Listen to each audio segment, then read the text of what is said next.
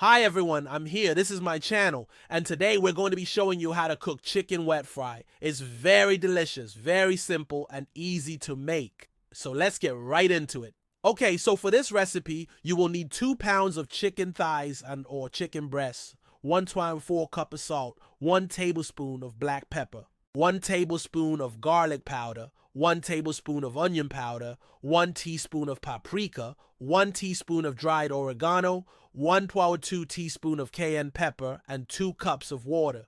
This is for the brine. Then you will also need vegetable oil to fry the chicken in and 1 cup of all-purpose flour.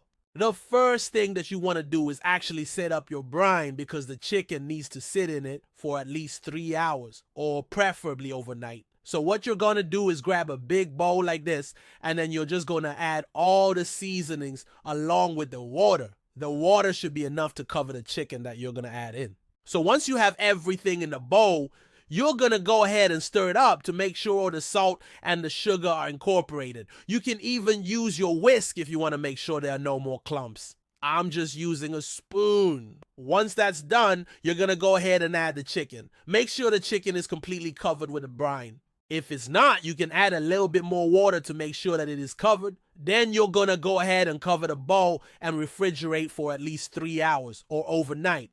Like I said, this is completely optional. I usually like to do it the day before so I don't forget. And it really does add a lot of flavor into the chicken, so I highly recommend doing it. Once the chicken has been sitting in the brine overnight or for at least 3 hours, you're going to go ahead and take it out, pat it dry with some paper towels to remove any excess liquid, and then you're going to go ahead and cube the chicken. You don't have to cube it, but I like to cube it so that it cooks faster and evenly. So I'm just going to go ahead and cut it on a cutting board with a knife. There you go. Nice even cubes. Now what you're going to do is go ahead and heat up about 2 inches of vegetable oil in a large skillet on medium to high heat. You're going to add the chicken and you're going to cook it until golden brown and cooked through. So I'm just going to go ahead and put it in the pan, and now I'm going to move it around so that all the pieces are touching the pan. You don't want to overcrowd the pan. If you do, the chicken will steam instead of fry, so you may have to work in batches. I'm working with 1 batch today. As you can see, the chicken is starting to get that nice brown color. It's going to take about 8 to 10 minutes for the chicken to cook through. So just make sure to turn it occasionally so that it cooks evenly and it doesn't stick to the bottom of the pan. You want to make sure the oil is on medium to high heat so that the chicken can cook through. If the oil is too hot, the chicken will burn on the outside, but it won't be cooked through.